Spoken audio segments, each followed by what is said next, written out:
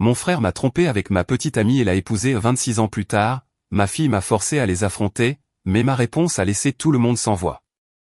Je dois vous raconter la nuit où tout a basculé, car ce que j'ai fait après n'a de sens que si vous comprenez ce que je n'ai pas fait à ce moment-là. J'avais 28 ans, je travaillais dans l'acquisition immobilière commerciale à Lyon, je gagnais confortablement ma vie, et je vivais avec ma petite amie Diane Moreau dans un appartement de 3 pièces que je payais. Nous étions ensemble depuis 3 ans. Elle était designer graphique, principalement freelance, du genre créatif qui oubliait de manger lorsqu'elle travaillait sur un projet. J'aimais ça chez elle. Je pensais que c'était de la passion. Mon jeune frère Thibaut Dubois avait 24 ans, tout juste sorti de l'université. J'avais aidé à payer ses frais de scolarité car nos parents ne pouvaient pas se le permettre. Il avait un diplôme en gestion de construction. Il logeait chez nous pendant quelques semaines, le temps de décider de son prochain pas. Diane avait dit que c'était bien. Elle aimait Thibaut. Ils s'entendaient à merveille. J'aurais dû le voir venir. La nuit où cela s'est produit, j'étais censé être à Bordeaux pour 3 jours afin de négocier un accord immobilier. Un complexe industriel, avec un potentiel de commission énorme. L'affaire a capoté dès le premier jour. Le vendeur a eu des doutes. Il voulait tout renégocier. J'ai dit à mon patron que je rentrais à la maison, j'ai réservé un vol qui atterrissait à 23 heures. Je n'ai pas appelé Diane. Je voulais lui faire la surprise. J'ai déverrouillé la porte de notre appartement à 23h39. Le salon était sombre, la télévision éteinte. Je me souviens avoir remarqué l'ordinateur portable de Diane fermé sur la table basse, ce qui était étrange. Elle le laissait toujours ouvert. J'ai posé mon sac silencieusement, pensant qu'elle dormait. Puis je l'ai entendue, la tête de lit cognant le mur. La voix de Diane, pas forte, mais indéniable. Je suis resté dans le couloir pendant peut-être 10 secondes. Mon cerveau a essayé de trouver une autre explication. Peut-être qu'elle regardait quelque chose. Peut-être que j'entendais les voisins. Non. J'ai marché jusqu'à la chambre, la porte était entr'ouverte. Je ne me suis pas précipité, je ne l'ai pas enfoncée. J'ai juste poussé la porte un peu plus avec 2 doigts. Thibaut était sur elle. Les mains de Diane étaient dans ses cheveux. Notre lit, les draps que j'avais changés 3 jours auparavant avant de partir. J'avais mon vieil appareil photo argentique dans la poche de ma veste. J'avais photographié la propriété de Bordeaux pour les dossiers. Je l'ai sorti, j'ai pris 3 photos. Le son du déclencheur a été fort dans la pièce silencieuse.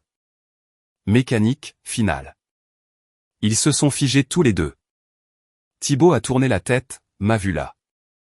Je l'ai regardé pendant peut-être 5 secondes, puis Diane. Son visage est devenu livide.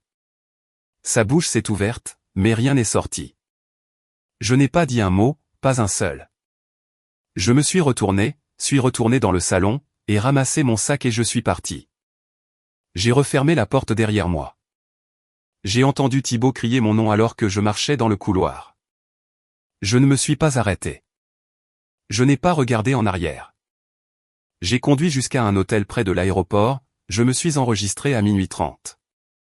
Je me suis assis sur le lit et j'ai commencé à passer des appels. Premier appel, mon ami avocat Denis Marchand, je l'ai réveillé. J'ai besoin de toi maintenant. Je paierai le double de ton tarif. Deuxième appel, ma banque. Ligne d'urgence. J'ai transféré chaque euro de notre compte joint vers un compte que seul moi contrôlais. 23 000 euros. Tout m'appartenait. Diane n'y avait presque pas contribué. Troisième appel, messagerie vocale du bureau de l'immeuble. J'ai donné mon préavis de résiliation du bail. Mon nom figurait dessus, pas le sien. À 3 heures du matin, j'avais loué un garde-meuble. À 6 heures du matin, j'avais un camion de déménagement. À midi le lendemain, j'avais vidé l'appartement de tout ce que j'avais payé. Meubles, appareils électroniques, ustensiles de cuisine, même le rideau de douche. Si je l'avais acheté, je l'ai pris. Je l'ai laissé avec des murs nus et Thibaut. Je n'ai pas répondu à un seul appel. Diane a essayé 45 fois ce premier jour. Thibaut a essayé 31 fois. J'ai regardé mon téléphone s'illuminer encore et encore pendant que je chargeais des cartons. Je ne l'ai jamais touché. J'ai appelé mes parents une fois. Je quitte Lyon. Ne demandez pas pourquoi. Si Thibaut demande où je suis allé, vous ne savez pas. Mon père a commencé à argumenter. Mon fils, qu'est-ce qui se passe? Vous ne savez pas, ai-je répété.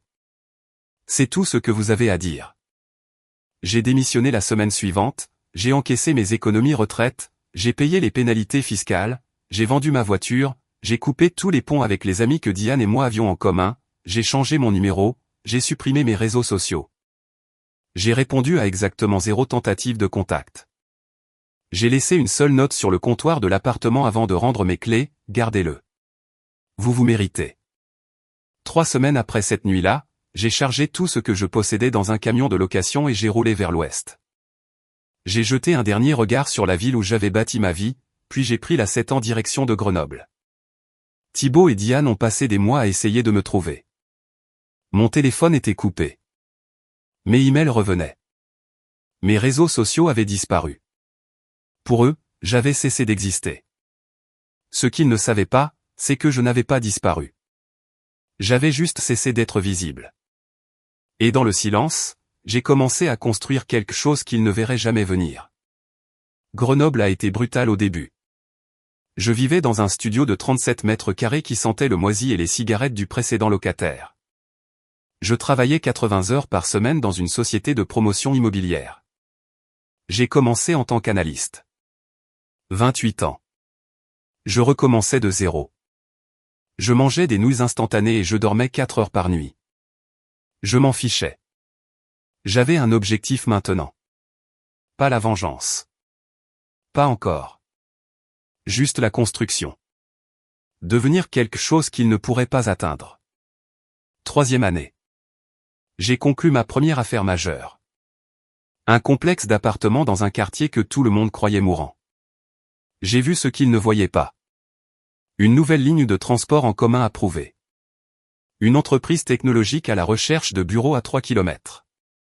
Je l'ai acheté pour 1,2 million d'euros. Rénové pour 400 000 euros.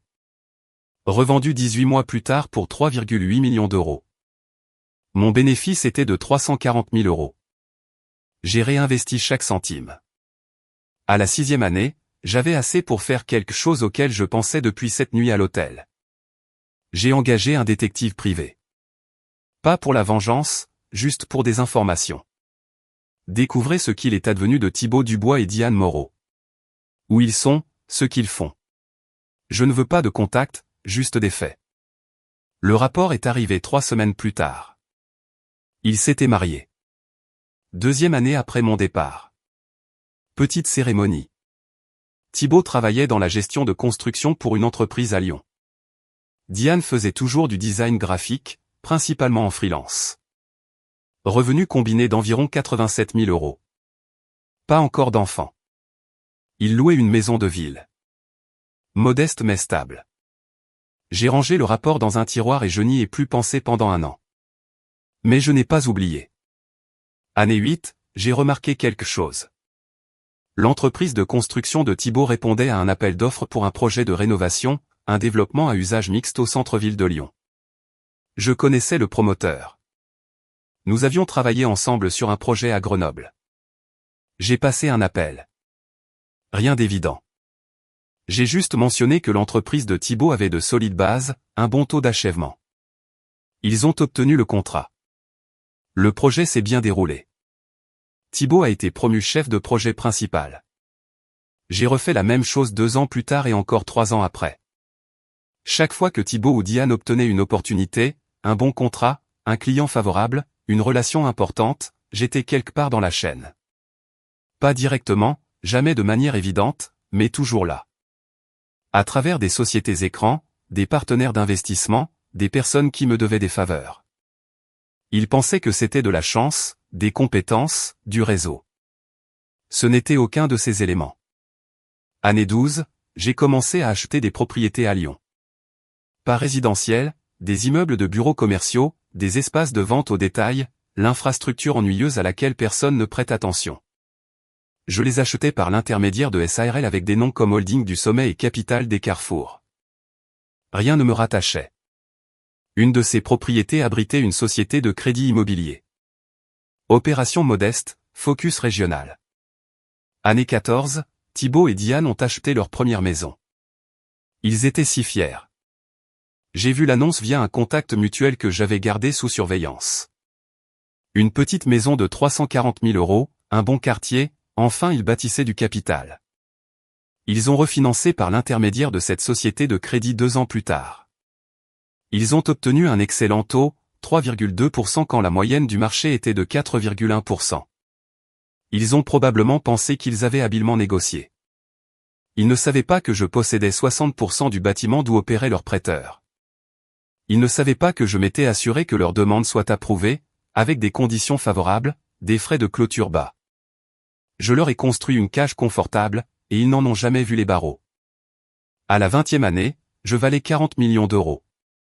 Capitaux privés, portefeuille immobilier dans 6 régions, participation dans plus de 40 propriétés commerciales. Je vivais tranquillement, jamais marié. Une relation importante il y a des années avait abouti à une fille que je connaissais à peine. Sa mère l'a élevée à Chambéry. J'envoyais de l'argent, ne visitais pas beaucoup. L'entreprise de construction de Thibaut allait bien maintenant, 4 millions d'euros de chiffre d'affaires annuel. Diane avait son propre petit studio de design. Ils avaient eu 2 enfants, postaient des photos de vacances en famille. Ils avaient reconstruit leur vie sur mes fondations. Chaque contrat que Thibaut remportait, je m'assurais que le projet était financé. Chaque client que Diane décrochait, je les mettais en position d'avoir besoin de travaux de design. Leur succès n'était pas le leur. Il était permis, contrôlé, orchestré. Pendant 26 ans, je les ai regardés bâtir une vie sur une infrastructure que j'avais construite. Chaque brique placée exactement là où je la voulais. Je ne ressentais rien. Pas de colère, pas de satisfaction. Juste de la patience. Puis il y a 3 mois, mon téléphone a sonné. Un numéro que je ne reconnaissais pas. J'ai failli ne pas répondre. Bonjour, papa. C'est Iris. Nous devons parler. Je me suis redressé. Ma fille, je lui avais parlé peut-être 2 fois la dernière année. Iris, qu'est-ce qui ne va pas? Rien ne va mal. J'ai trouvé quelque chose sur toi, sur tes affaires. Et je pense que tu dois m'expliquer certaines choses. Sa voix était calme. Stable. Trop stable. Que as-tu trouvé? Des registres de propriété, des sociétés écrans, des pistes d'investissement. Papa, je sais ce que tu faisais. Mon pouls n'a pas changé. Mon expression n'a pas bougé. Mais quelque chose en moi a reconnu le moment. 26 ans d'architecture sur le point d'être testé. Où es-tu? Ai-je demandé. Je suis à Grenoble. Je suis en bas, dans le hall de ton immeuble. J'ai regardé par ma fenêtre de bureau la ville en contrebas, les montagnes nettes sur le ciel du soir. Monte, ai-je dit. 18e étage. On parlera. Et juste comme ça, le silence que j'avais maintenu pendant plus de 2 décennies a commencé à se fissurer. Iris est entrée dans mon bureau 7 minutes plus tard. 19 ans. Étudiante en finance à l'université de Chambéry. Je l'avais vue peut-être une 12aine de fois dans sa vie. Sa mère et moi avions un accord. De l'argent en échange d'une implication minimale. Propre, simple, sans complications. Elle ressemblait à sa mère. Les mêmes yeux perçants. La même façon de se tenir comme si elle possédait la pièce. Beau bureau, a-t-elle dit en regardant autour d'elle. Fenêtre du sol au plafond, mobilier minimaliste, rien de personnel visible. Traite-toi. Assieds-toi. Elle l'a fait. Elle a posé un dossier sur mon bureau. J'ai fait des recherches pour un cours, les structures d'investissement immobilier. J'ai décidé de chercher le père mystérieusement riche qui envoie des chèques mais ne visite jamais. Je n'ai rien dit. J'ai trouvé ton nom sur les registres de propriété. Puis j'ai trouvé les sociétés écrans, holding du sommet, capital des Carrefour, 12 autres, toutes liées à toi par diverses structures juridiques. Elle a ouvert le dossier. 43 propriétés commerciales dans 6 régions. Des partenariats avec des promoteurs dans 8 villes. Tu vaux au moins 60 millions d'euros, probablement plus. Félicitations pour tes recherches. Ce n'est pas le plus intéressant. Elle a sorti d'autres papiers. Le plus intéressant, c'est Lyon. Tu y possèdes des propriétés commerciales. Beaucoup.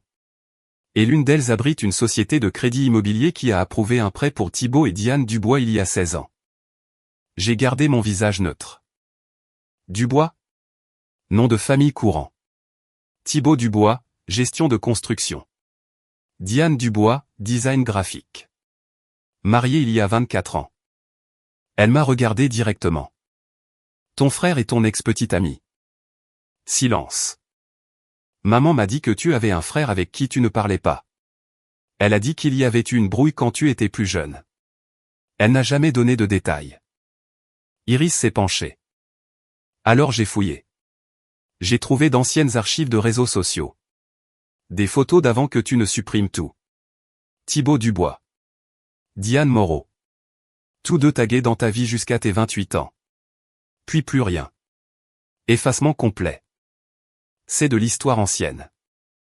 Vraiment? Elle a sorti d'autres documents. Parce que l'entreprise de construction de Thibaut a très bien marché.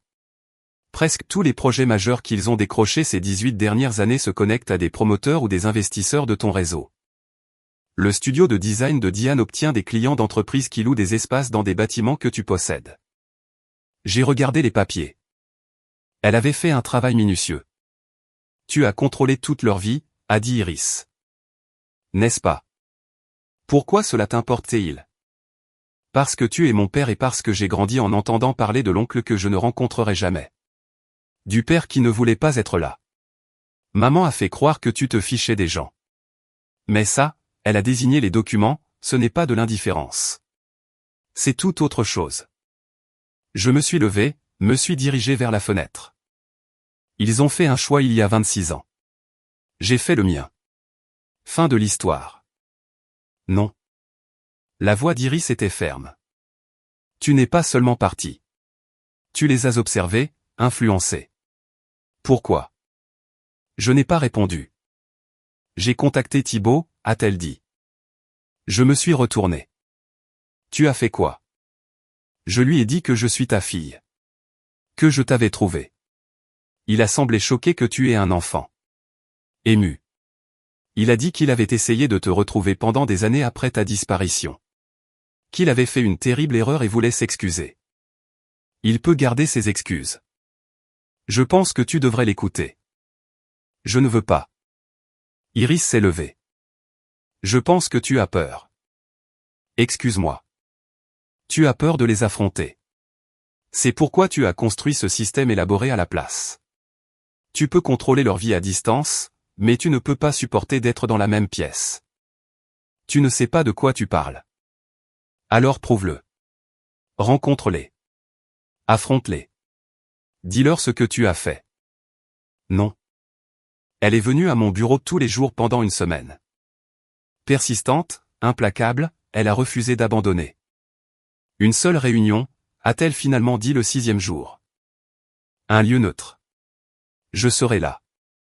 Tu leur dis la vérité. Ensuite, c'est fini. Tu obtiens une clôture. Ils obtiennent des réponses. Tout le monde passe à autre chose. Je n'ai pas besoin de clôture. Alors pourquoi as-tu passé 26 ans à t'assurer qu'il n'échoue jamais? Ce n'est pas passer à autre chose. C'est de l'obsession. Je l'ai regardé longtemps. Elle n'a pas scié. Une réunion, ai-je dit, finalement, une conversation, ensuite ça se termine. D'accord. Elle a tout organisé. Elle a appelé Thibaut et Diane, leur a dit qu'elle m'avait trouvé, que j'étais prêt à parler. Ils ont accepté immédiatement. Trop impatients, trop plein d'espoir. La réunion était prévue pour samedi après-midi. Une salle de conférence neutre dans un hôtel de Lyon. Je possédais 40% du bâtiment, mais ils n'avaient pas besoin de le savoir. J'ai préparé 3 dossiers, des documents, des registres de propriété, des pistes d'investissement, l'architecture complète de ce que j'avais bâti. Vendredi soir, j'étais assis dans mon bureau de Grenoble, les dossiers sur mon bureau. Dehors, la ville brillait contre les montagnes. J'avais transformé cette ville en ma forteresse. Demain, je retournerai dans une pièce avec les 2 personnes que j'avais effacées de mon existence. Thibaut essaierait de se justifier. Diane essaierait de s'excuser. Iris s'attendrait à une confrontation dramatique, mais ils se trompaient tous sur ce qui allait arriver. Parce que je n'allais pas là pour pardonner ou pour déchaîner ma rage ou pour trouver la paix. J'allais là pour leur montrer la vérité. Et la vérité allait tout détruire. Je suis arrivé à l'hôtel 30 minutes en avance. Salle de conférence au 8e étage, unité d'angle avec vue sur la ville. J'étais déjà venu dans ce bâtiment 2 fois auparavant pour des réunions d'investisseurs. Je n'avais jamais dit à personne que j'en possédais une partie. J'ai posé mes 3 dossiers sur la table. Je me suis assis face à la porte, j'ai attendu. Iris est arrivée la première, Jean et Blazer, essayant d'avoir l'air professionnel. Elle s'est assise en face de moi, une énergie nerveuse rayonnant d'elle. « Merci d'avoir fait ça », a-t-elle dit. Je n'ai pas répondu. Ils sont nerveux. Thibaut surtout. Il continuait de demander si tu venais vraiment. Je suis là. Elle a étudié mon visage. Es-tu nerveux? Non. Tu devrais l'être. C'est important. Pour eux, peut-être. Des pas dans le couloir. Iris s'est redressée. Je n'ai pas bougé. Thibaut est entré le premier. 50 ans maintenant. Cheveux grisonnants aux tempes. Rides autour des yeux. Il portait un pantalon chino et une chemise boutonnée. Décontracté mais professionnel, il semblait toujours en forme, la construction le maintenait actif. Diane a suivi à un demi-pas derrière. Vêtements professionnels, maquillage discret, cheveux plus courts que dans mes souvenirs. Plus âgés mais calmes. Ils se sont arrêtés tous les 2 en me voyant. Thibaut a repris ses esprits le premier, a tendu la main. Christophe. Mon Dieu, ça fait. J'ai regardé sa main, ne l'ai pas prise. Il l'a baissée lentement. Bien. D'accord. Ils se sont assis l'un à côté de l'autre en face de la table. Iris entre nous au terrain d'entente littérale et métaphorique. Silence, lourd, suffocant. Thibaut s'est éclairci la gorge. Christophe. Ça fait longtemps. Je sais que ça s'est mal terminé. Ça ne s'est pas mal terminé, ai-je dit. Ça s'est terminé exactement comme ça aurait dû. Thibaut a trébuché. Nous étions jeunes. Nous avons fait une erreur. Vous avez fait un choix. Les choix ont des conséquences. Diane a parlé pour la première fois. Je sais que je t'ai fait du mal. Sa voix était plus douce que celle de Thibaut, plus contrôlée. Je l'ai regretté pendant 26 ans. Je l'ai regardé sans aucune chaleur. Vraiment? Chaque jour, je voulais te contacter, t'expliquer. Il n'y avait rien à expliquer. Tu le voulais. Tu l'as eu. J'ai désigné Thibaut. Félicitations. Iris nous observait comme si elle regardait un accident de voiture. Elle ne pouvait pas détourner le regard. Thibaut a réessayé. Écoute, nous avons bâti une belle vie. Nous sommes passés à autre chose. Peut-être devrais-tu le faire aussi. J'ai presque souri. Avez-vous bâti une belle vie? Oui. La confiance a réapparu dans sa voix. Je dirige une entreprise prospère. Nous possédons notre maison. Nous sommes stables. Nous avons 2 enfants. Nous sommes heureux. Intéressant. Diane a froncé les sourcils. Qu'est-ce que ça veut dire? Je n'ai rien dit. Thibaut s'est penché en avant. J'ai essayé de te retrouver. Pendant des années, tes parents ne m'ont rien dit. Tu as juste disparu. Je voulais m'excuser, arranger les choses. Tu voulais te sentir mieux à propos de ce que tu as fait. Ce n'est pas la même chose. Peut-être, mais je voulais m'excuser. Je le veux toujours. Il a fait une pause. Je suis désolé, Christophe, pour tout ça. Pour t'avoir trahi, pour avoir ruiné ce que nous avions en tant que frères. J'étais égoïste et stupide et je t'ai fait du mal. Je ne peux pas revenir en arrière, mais je suis sincèrement désolé. Je l'ai regardé. Il avait l'air sincère. Il croyait probablement chaque mot. Diane a ajouté, nous le sommes tous les 2. Nous savons que nous avons brisé quelque chose qui ne peut pas être réparé. Mais s'il y a un moyen de... Il n'y en a pas, ai-je dit. Iris a finalement parlé. Papa, tu as dit que tu répondrais aux questions. Pourquoi as-tu accepté cette réunion? Parce que tu l'as demandé. Et parce qu'il est temps. Thibaut a froncé les sourcils. Tant pourquoi? J'ai placé le premier dossier sur la table, l'ai fait glisser au centre. Diane l'a fixé. Qu'est-ce que c'est? La vérité. Thibaut l'a pris lentement, l'a ouvert. Ses yeux ont parcouru la première page. J'ai observé le moment exact où sa confiance s'est brisée. Le léger tremblement de sa main, la façon dont sa mâchoire s'est serrée. Diane s'est penchée pour regarder. Son visage est devenu livide. C'est un titre de propriété, a dit Thibaut lentement. Pour notre maison, mais le propriétaire est listé comme. Il m'a regardé. Groupe financier Concorde. Continuez à lire. Il a tourné les pages. La main de Diane s'est portée à sa bouche. C'est la propriété commerciale qui abrite notre prêteur hypothécaire. La voix de Thibaut était plus calme maintenant. Tu la possèdes? Participation de 60%. Acheté il y a 14 ans, mais nous avons refinancé par leur intermédiaire il y a 8 ans. Ils nous ont donné un taux favorable, 3,2%. Bien en dessous du marché. Je me suis penché en arrière dans mon fauteuil. De rien. Iris était figée, ne comprenant pas encore. La voix de Diane tremblait. Pourquoi nous aiderais-tu? Je l'ai regardé directement. Je ne vous ai pas aidé. J'ai construit une cage. Thibaut a posé le document. Je ne comprends pas. Qu'est-ce que tu dis? Alors, laissez-moi vous expliquer. J'ai tiré le deuxième dossier vers moi. Thibaut et Diane l'ont regardé comme si c'était une bombe. Et d'une certaine manière, ça l'était. J'ai ouvert le deuxième dossier, en est sorti une pile de contrats, les ai glissés sur la table un par un. Le premier projet majeur de votre entreprise. Développement mixte au centre-ville. Année 8, après mon départ. Contrat de 2,3 millions d'euros. J'ai tapé sur le document. Le promoteur était Grégoire Duval. Nous avions travaillé ensemble sur un projet à Grenoble 6 mois auparavant. J'ai recommandé votre entreprise. Thibaut l'a ramassé, l'a fixé. Année 10. Rénovation de bureau, 1,8 million d'euros. Promoteur, Patricia Leroy. Je suis un partenaire silencieux dans son fonds d'investissement. Un autre document.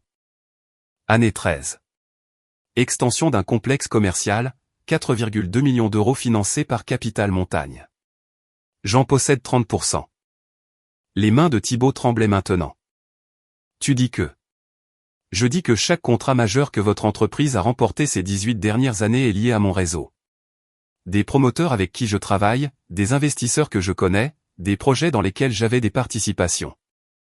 J'ai sorti une feuille de résumé.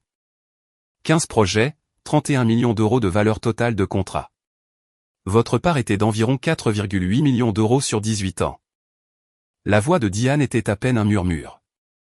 Pourquoi? Votre grande opportunité il y a 12 ans, le projet qui vous a promu chef de projet principal. J'ai regardé Thibaut. Je me suis assuré qu'il soit financé.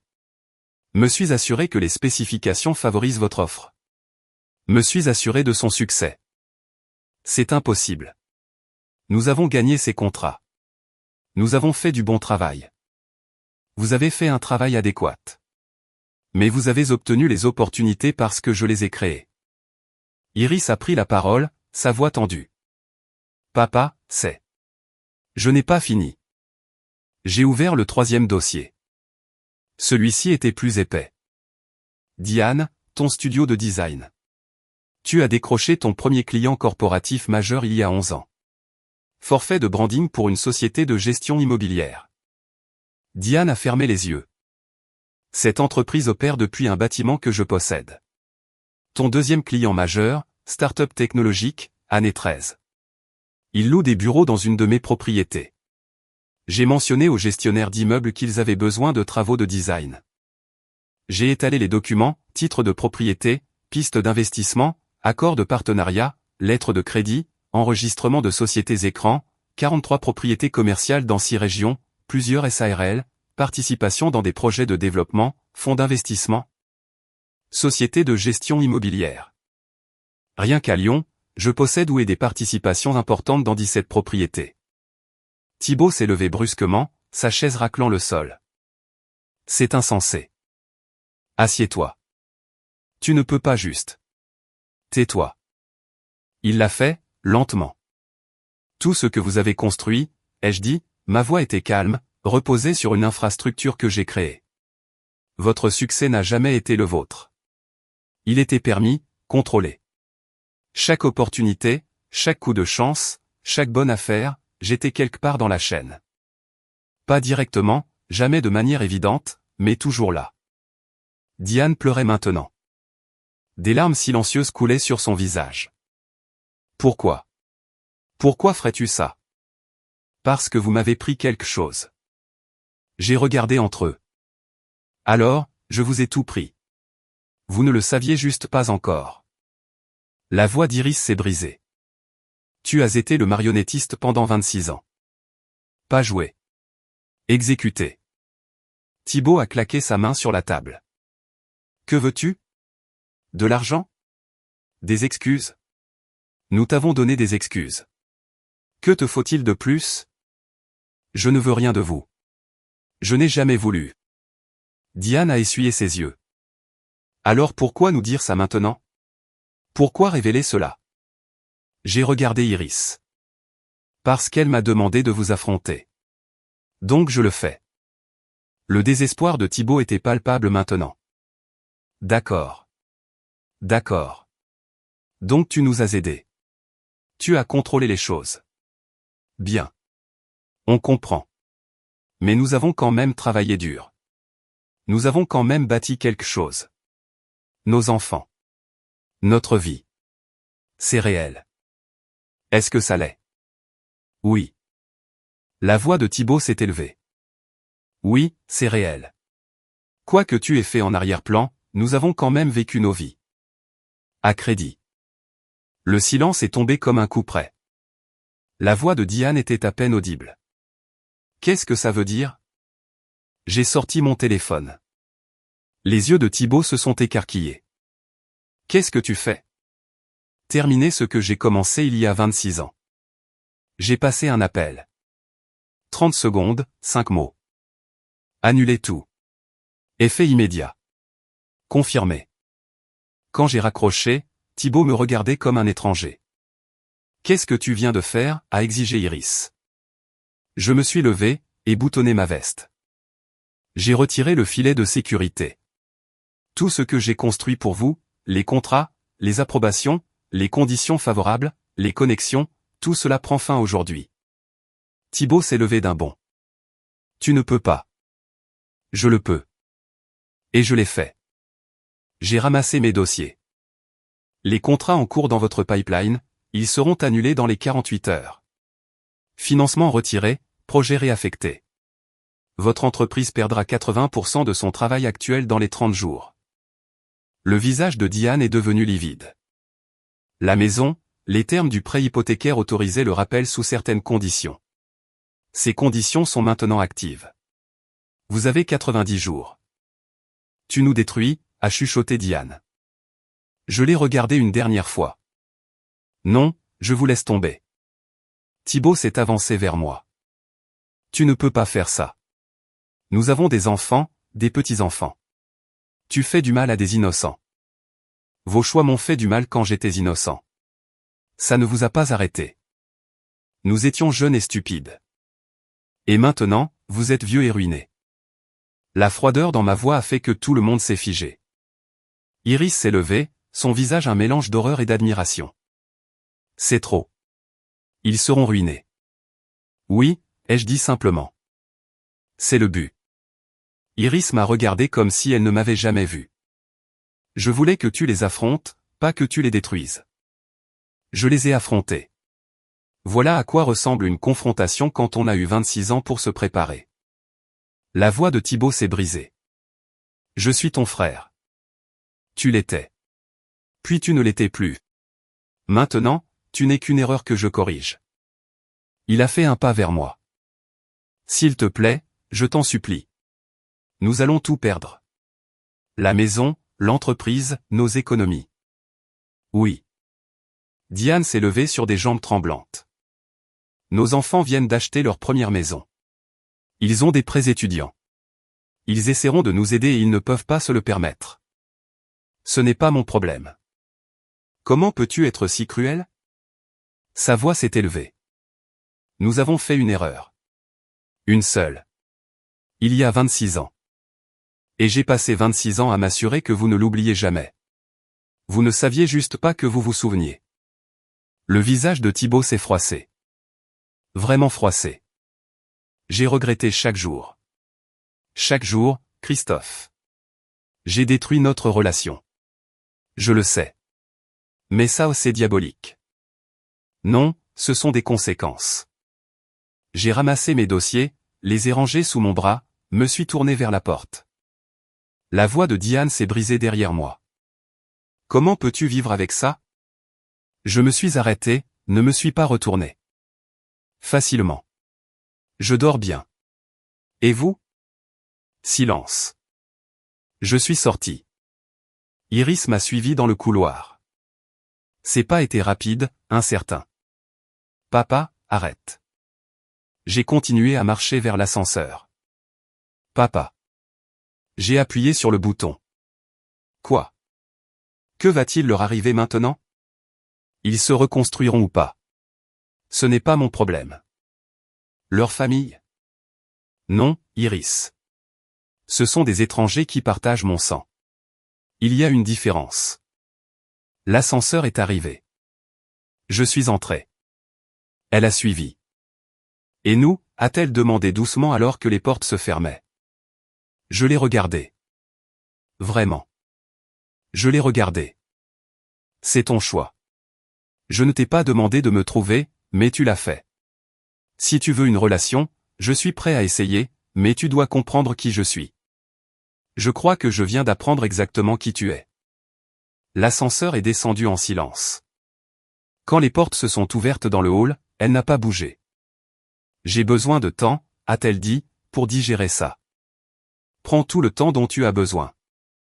Je suis sorti de l'hôtel dans l'après-midi de Lyon, suis monté dans ma voiture de location, et conduit jusqu'à l'aéroport, suis rentré à Grenoble, sans jamais regarder en arrière. Au cours des 90 jours suivants, j'ai observé les événements se dérouler à travers des rapports périodiques. Non pas parce que je m'en souciais, mais parce que je voulais m'assurer que le travail était terminé. L'entreprise de Thibaut s'est effondrée exactement comme prévu. Contrats annulés, projets réaffectés, clients partis. En 6 semaines, il a dû licencier 12 de ses 15 employés, a fermé son entreprise 8 semaines plus tard. Perte totale. La maison est entrée dans des procédures de saisie immobilière. Ils l'ont mise en vente, ont trouvé un acheteur, ont à peine couvert le solde hypothécaire, et ont déménagé dans un appartement de 3 pièces. Thibaut a accepté un poste de chef de projet pour une autre entreprise. Poste salarié, sans propriété, sans capitaux propres. De retour à la case départ il y a 30 ans. Diane a fermé son studio de design. Est retournée au travail indépendant à temps plein, rivalisant avec des jeunes de la moitié de son âge pour des miettes. Ils ont survécu. Les gens y arrivent toujours. Mais ils n'oublieraient jamais. Ils n'arrêteraient jamais de se demander si ce nouveau client qui avait disparu était de mon fait. Si cette opportunité qui avait échoué portait mes empreintes. Si chaque ombre dans leur vie reconstruite portait mon influence. Iris a appelé 3 semaines plus tard. On peut prendre un café? Nous nous sommes rencontrés dans un endroit près de son campus à Chambéry. Elle avait l'air fatiguée, plus mince. J'ai réfléchi, a-t-elle dit, à ce que tu as fait, à qui tu es, et je ne suis pas d'accord avec ça. Je pense que c'était excessif, cruel, même. Je n'ai rien dit. Mais je le comprends. Pas l'exécution, le raisonnement. Ils ont brisé quelque chose en toi et tu ne l'as jamais laissé guérir. Tu l'as juste transformé en arme. C'est une façon de voir les choses. Te sens-tu mieux maintenant que c'est fait? J'ai considéré la question. Vraiment considéré. Je ne ressens rien. Je n'ai jamais rien ressenti. C'était le but. C'est triste. Peut-être, mais c'est honnête. Elle a enroulé ses mains autour de sa tasse de café. Je veux essayer avec nous, mais tu dois me promettre quelque chose. Quoi? Que ce qui s'est passé avec eux reste avec eux. Que tu ne vas pas faire ça à tous ceux qui te blessent. Je ne le ferai pas. Comment puis-je le savoir? Parce qu'ils étaient spéciaux. Ce qu'ils ont fait était unique. J'ai fait une pause. Tu n'as pas à t'inquiéter. Elle a hoché la tête lentement. D'accord, alors recommençons.